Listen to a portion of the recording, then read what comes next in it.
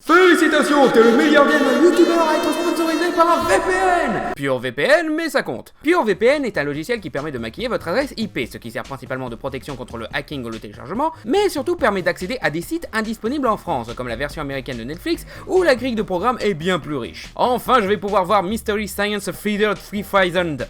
Oh, et ils ont aussi Infinity War et Silent Voice et d'autres sorties récentes. PureVPN propose actuellement 70% de réduction, donc profitez-en. Cela étant dit, vidéo. Yeah, encore un film Spider-Man qui n'est pas Spider-Verse. Spider-Man Far From Home.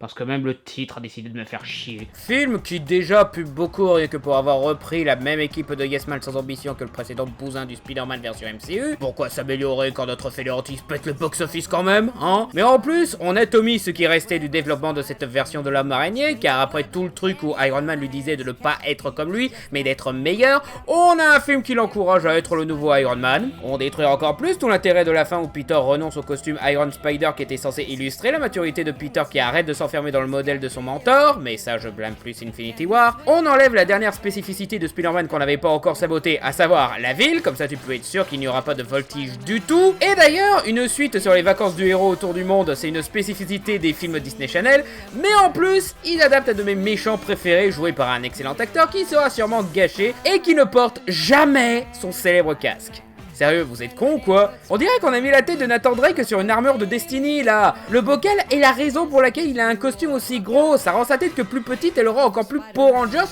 que le bouffon vert du premier film de Sam Raimi. Et c'est là que j'ai réalisé un truc alarmant. Alors, pas juste à propos de Spider-Man Far From Home, pas juste à propos du MCU, non, à propos des films de super-héros en général. Parce que je me suis dit, pourquoi ils ont pas mis le casque de Mysterio? Je veux dire, vous avez pas de soucis avec le masque d'Iron Man qui ne le porte pas des masses? Et puis quand il le porte, il trouve le moyen de faire un gros plan sur sa tronche? Bon, heureusement, on a Captain America qui porte très rarement son masque. Dans Infinity War, il le porte même jamais. Black Panther, qui lui aussi le porte rarement. Spider-Man, champion du monde d'arrachage de masques depuis 2001. Et même lors de son entrée en scène classe dans Endgame, il ne porte pas son putain de masque. Star-Lord, qui met très rarement son masque. Les gens savent qu'il en a un. Thor, qui ne met jamais son casque. Hawkeye, qui n'a jamais eu de masque dans les films. Le soldat de l'hiver, qui ne le met plus. Mais bon, fort heureusement, on a Vision. Lui, c'est un robot, donc il est conçu avec ses tronche, il risque pas de bordel de merde. Pourquoi les films de super-héros sont contre les masques? Sérieux, c'est pas un peu chiant pour un film de super-héros, vous trouvez pas? Les masques ont toujours été partie intégrante de l'aspect iconique de ces personnages cultes. Batman, tu retiens surtout les oreilles pointues et les yeux blancs. Spider-Man, tu retiens la forme particulière des yeux et la cagoule rouge et noire. Ghost Rider, tu retiens le crâne en feu, etc. Et puis bien sûr, le plus évident, cacher l'identité de nos héros qui ne veulent pas être récompensés pour leurs exploits, cherchent juste à faire le bien anonymement, et bien sûr, protéger leurs proches qui pourraient être attaqués par leurs ennemis. Enfin, ça... Je suis Iron Man. Les films de super-héros ont la fâcheuse tendance de mettre le masque de côté, dans une quête immature de se détacher du kitsch et de l'enfantin des vieux super-héros. Alors dans une logique de destruction d'icônes qui, quelquefois, peut avoir un sens, comme le fait Spider-Verse, qui a une approche post-moderne de son héros, ou être remplacé par une autre forme d'iconisation, comme les X-Men qui essayent de créer des costumes coordonnés, plus en logique avec l'idée d'équipe de super-héros de l'ombre, mais tout de même motivés par une forme de honte envers les costumes du comics. Osez sortir avec ça sur le dos. Et qu'est-ce que tu préfères? Une combinaison jaune? Finalement non, ça ira. Et encore, il y en a qui suppriment carrément leur masque. Oui, je parle de toi, Arrow, le mec dont la vie peut être détruite par un courant d'air. Ou qui remplace le costume par un machin de synthèse. Je veux dire, pour Iron Man, je comprends, c'est difficile d'avoir une telle liberté de mouvement avec une armure. Pareil pour des créatures comme Hulk, Rocket ou Groot, mais... pourquoi le costume de Spider-Man a besoin d'être intégralement en synthèse?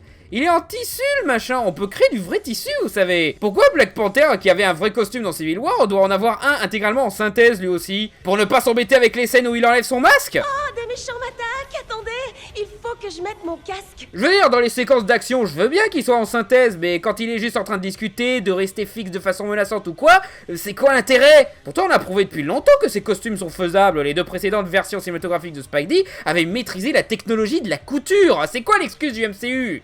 Sur le tournage, les acteurs ont un vrai costume, mais on rajoute un costume de synthèse par-dessus. Mais genre, pourquoi?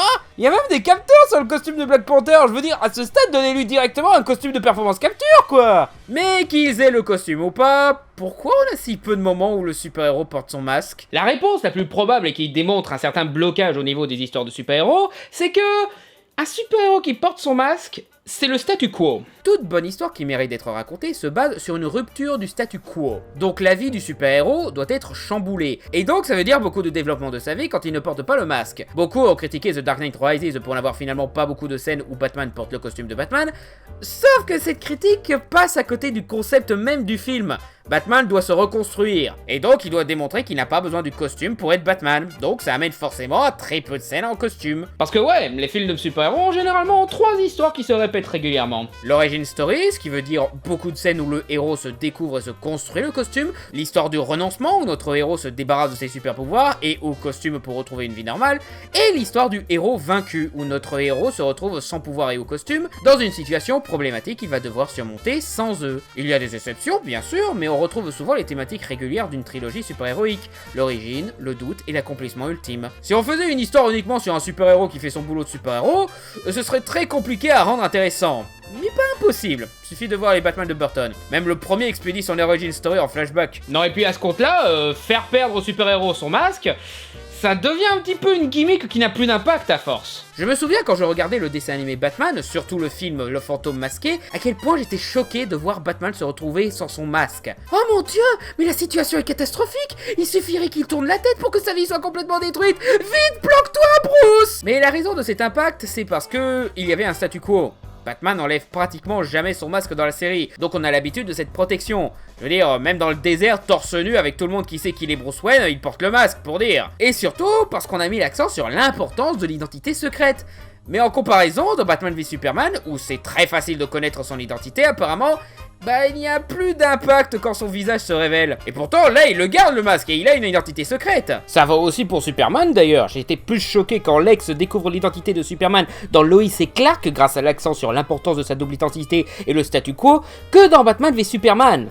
Ou Smallville, où le mec se fait tellement découvrir que c'est devenu un statu quo de découvrir le secret de ce con. Et c'est pire dans le MCU où tout le monde enlève le masque dès qu'ils en ont l'occasion. En fait, il n'y a qu'un seul super-héros de la galerie du MCU à avoir une identité secrète, à savoir Peter. L'autre probabilité de pourquoi les super-héros portent si peu leur masque, c'est parce que c'est plus facile pour le réel qui veut retranscrire les émotions de son personnage principal. C'est d'ailleurs pour ça que lors du combat final, notre super-héros enlève très régulièrement son masque. C'est le moment le plus intense émotionnellement, et il faut le montrer. Même si ça montre à quel point les super-héros sont nuls pour garder leur identité secrète.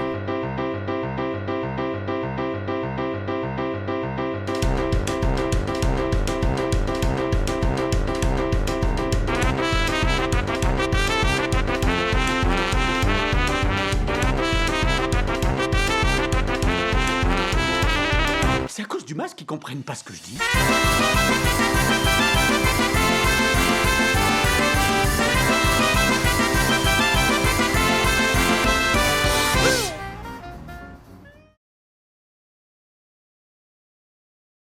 C'est pour ça que dans Spider-Man 3, Venom montre tout le temps sa vraie tronche. C'est plus facile pour la confrontation personnelle. Le masque cache le visage et les émotions, donc c'est moins évident pour retranscrire l'émotion si on ne voit pas les expressions faciales. Bon alors vous allez me dire, à juste titre, no shit Sherlock, mais je rétorquerai que ressentir l'émotion d'une personne malgré son masque, c'est tout à fait possible. Je sais que je suis une minorité là-dessus, mais j'aime beaucoup Amazing Spider-Man 2. En partie pour la façon dont Andrew Garfield arrive à exprimer beaucoup d'émotions alors qu'il porte le costume complet. Avec la gestuelle et la posture, c'est même probablement le plus expressif des 7 films sortis jusqu'à maintenant. Spider-Verse mis à part, vu que c'est un DA et qui donc arrive à être expressif à sa façon. Même dans des moments d'émotion, comme la scène où il va voir Harry pour lui dire « Non, tu peux pas avoir mon sang pour trouver le remède à ta maladie », le masque marche encore plus.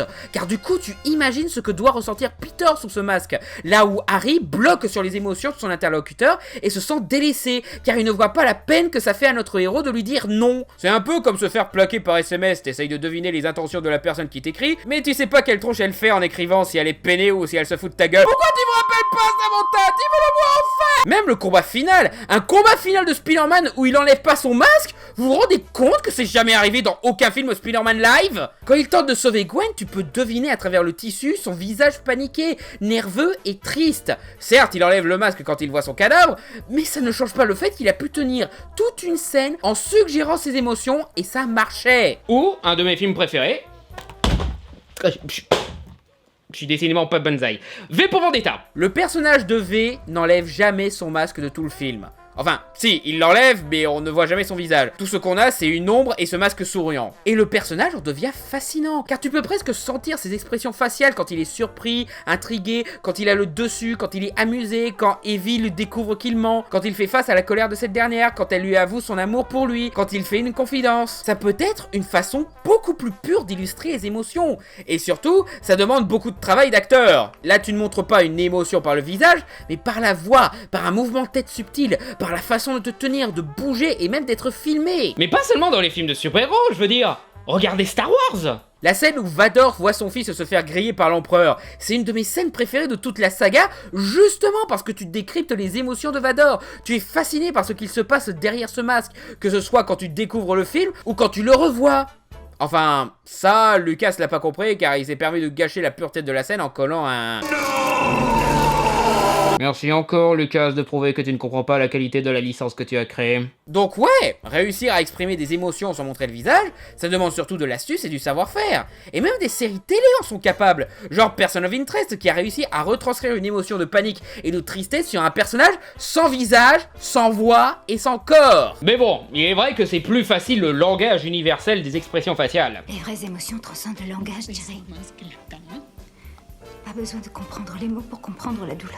Et autant se retrouver à devoir faire des super-héros qui enlèvent leur masque, ok, je comprends. Mais rajouter des expressions faciales à des robots, sérieux? Le pire étant surtout Ultron et Optimus Prime, dont les visages ont une forme qui rend leurs expressions faciales illisibles malgré que tu leur rajoutes une bouche et un milliard de détails. Les yeux c'était pas assez pour vous? Je veux dire, Pixar arrive bien à rendre un robot touchant rien qu'avec les yeux quoi. Et les seules émotions que Ultron et Optimus arrivent à dégager concrètement, c'est par les yeux et la voix hein. Donc c'était pas obligé de foutre une bouche quoi. La scène la plus touchante d'Ultron c'est quand il est dans un robot soldat, donc sans le visage animé. Comme quoi c'était pas la peine de lui foutre une face hein. Et ce problème c'est pas juste dans les films. Les BD aussi ont dû tricher sur la physique pour pouvoir donner des expressions faciales à un personnage masqué. Pourquoi croyez-vous que les yeux du masque de Spider-Man sont aussi variables dans le comics ou même dans le film Spider-Verse? C'est justement pour exprimer ses émotions malgré le masque, même si...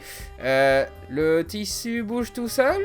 Est-ce que c'est comme le masque de Rorschach là? Le masque est juste magique? Même quand ils reprennent ça dans le MCU, ok, truc technologique, machin chose, mais à quoi ça sert concrètement? Pareil pour Deadpool, mais bon, Deadpool est pratiquement un Toons, donc ça passe dans son cas. Et pourtant, faut que Ryan Reynolds enlève très régulièrement le masque pour qu'on voit que c'est lui là-dessous. Moi, peut-être que depuis tout à l'heure, je dis que des conneries et je cherche juste des excuses, alors que la véritable raison pour laquelle ils enlèvent autant leur masque, ces super-héros à la con, c'est parce que « Oh bah il faut montrer la tronche de l'acteur !» Ah bah oui, on va pas cacher le visage d'acteurs bunkable qui t'ont coûté cher, hein. Quel homme d'affaires recensé voudrait cacher sur l'affiche ou dans les trailers des tronches modèlement connues comme Will Smith, Robert Downey Jr., Nicolas Cage, Chris Pratt, Hugh Jackman, Jennifer Lawrence, Jake Gyllenhaal, plus ou moins Ryan Reynolds.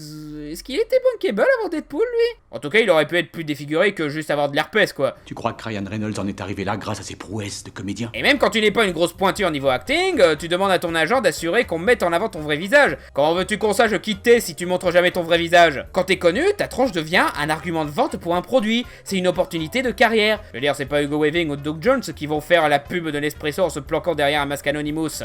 Ils sont cons ces acteurs et qui veulent juste être un acteur et incarner un personnage qui n'est pas eux. Blague à part, je suis pratiquement sûr que c'est pour ça que le premier Iron Man a inventé le plan dans l'armure, où on voit juste le visage de Robert Downey Jr. et quelques hologrammes qui veulent rien dire. Comme ça, au moins, on voit sa tronche même dans les scènes d'action. Non et puis...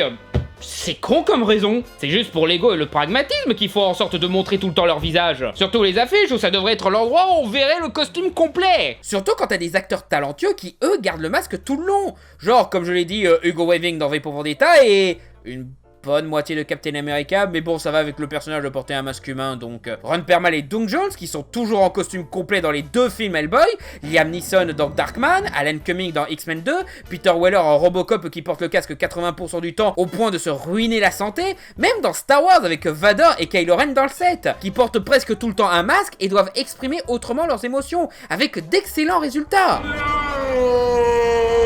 Quand tu sais diriger des acteurs, bien sûr. Et justement, à tous ces acteurs qui veulent qu'on expose absolument leur tronche, je comprends pourquoi. Vous vous donnez à fond dans un rôle et vous avez envie qu'on reconnaisse votre travail. Peut-être même que je suis trop mauvaise langue sur l'aspect regardez-moi et que vous voulez vraiment faire un bon travail et que c'est la seule façon que vous voyez. Mais comme je l'ai expliqué avec Spider-Man et V pour Vendetta, dans l'affaire, vous pourriez montrer encore plus votre grand talent, en donnant vie à ces héros sans montrer votre visage. D'ailleurs, Robert Downey Jr., l'une de ses meilleures prestations dans le MCU, est sans problème dans Civil War, surtout dans le combat final où on voit Tony Stark sombrer dans la colère la plus féroce dans son envie de justice et de vengeance. Et bien que j'adore cette scène, à quel point cette scène serait meilleure si on ne voyait pas tout le temps la tête de Tony Stark, qu'il porte le masque tout le long du combat final pour cacher sa peine et effacer le Tony qu'on connaît et qu'on aime pour laisser place à une véritable arme de guerre. Et quand Captain America le bat et éclate le masque de fer, on voit un Tony ravagé par la rage. Pourquoi pas même en larmes, plus capable de dissimuler ses émotions et sa vulnérabilité humaine. De quoi tétaniser le Captain qui se rend compte de ce qu'il a fait. Ça aurait été